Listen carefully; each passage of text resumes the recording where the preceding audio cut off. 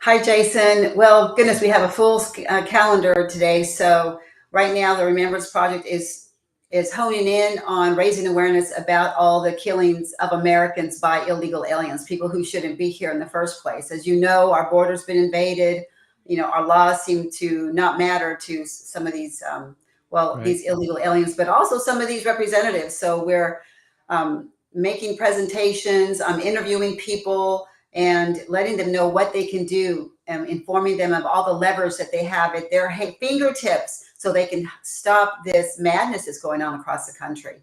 Yeah, Congress, of course, they make it a left versus right issue. Well, the Democrats, if the Republicans would just come to the table to pass new sensible no, no, no, no. There's laws on the books today. Exactly. When you tell the average American that, do they truly understand that there's laws on the books today I that think they're they just are flat out now. ignoring?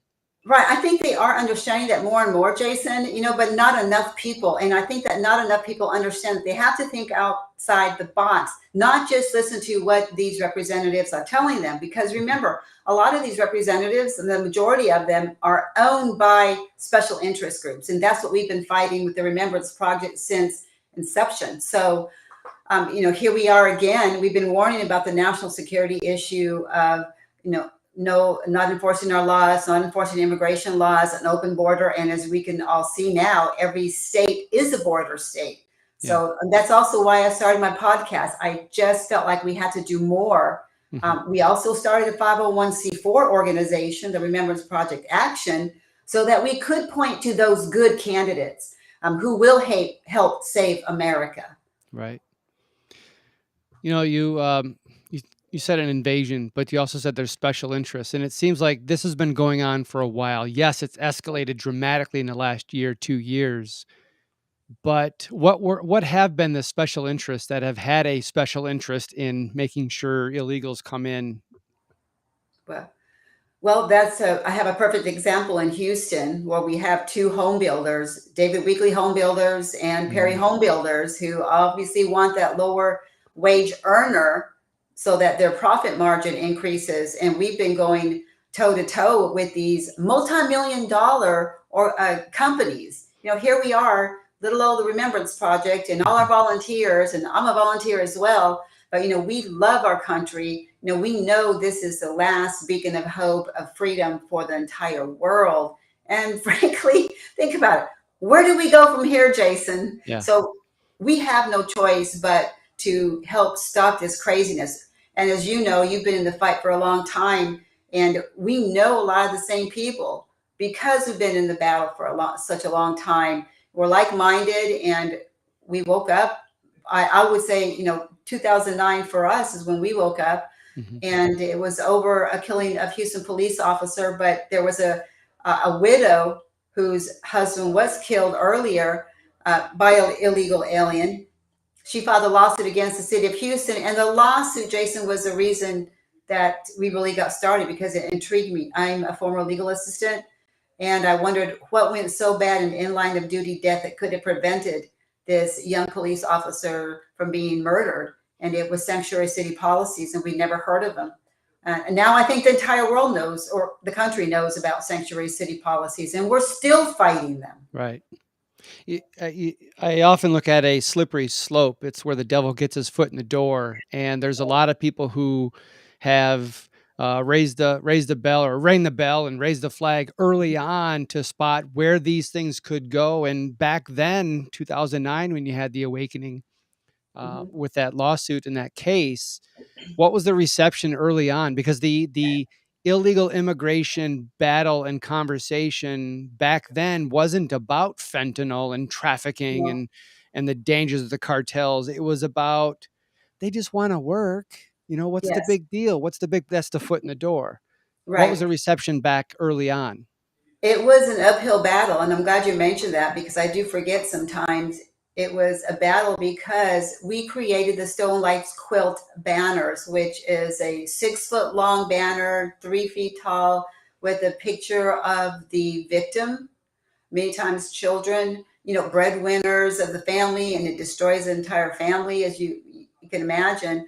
But we created those quilts so that we could connect the dots for people. Let's say a Montgomery County man was killed. Well, people in Bear County didn't hear about it, was or murdered.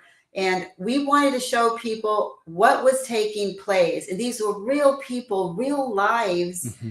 who should still be here if our borders were secured, if our representatives protected our God given rights.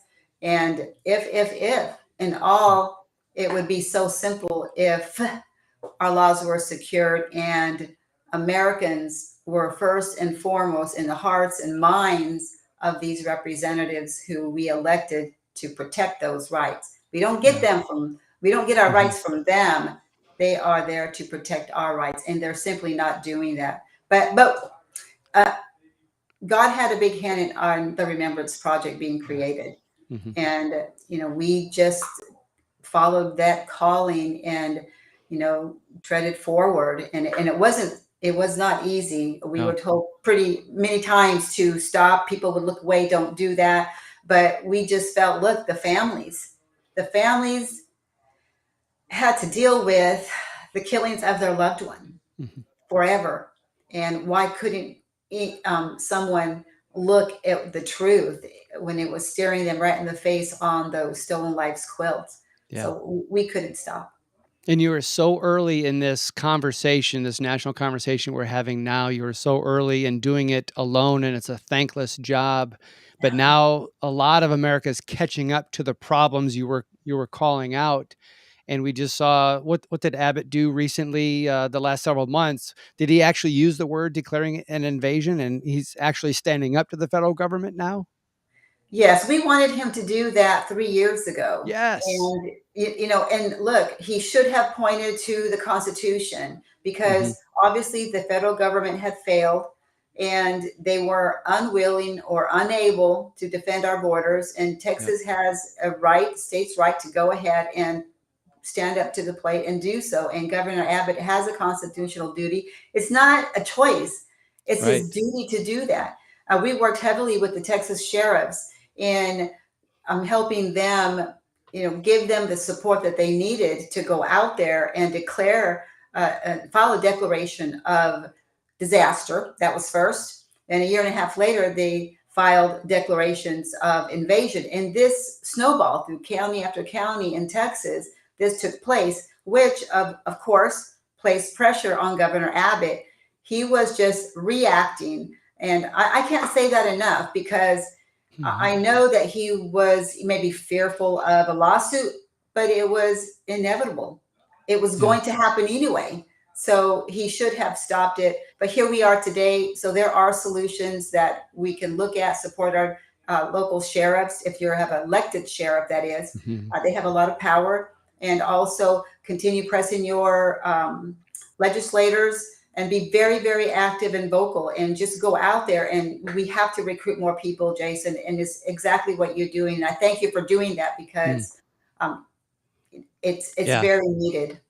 Well, you're the perfect example of this because you stepped out on your own doing this, and the rest of America is slowly catching up. And why did Abbott really do this now instead of 3 years ago when he should have? Maybe it has been grassroots pressure. Yes, it's an election year, Yeah. and Yes. maybe that's part of it. But that's a good sign because it means that the people matter and the people's voice matter, and political pressure by the people matter. And so now that you're out with the action side, you are finding candidates that are in agreement with this, in agreement with what's right versus what's wrong, in agreement with the Constitution, right? Yes. In agreement with all these things. And what do you find that some of the incumbents are still working on their focus group poll testing to see if this is popular or not?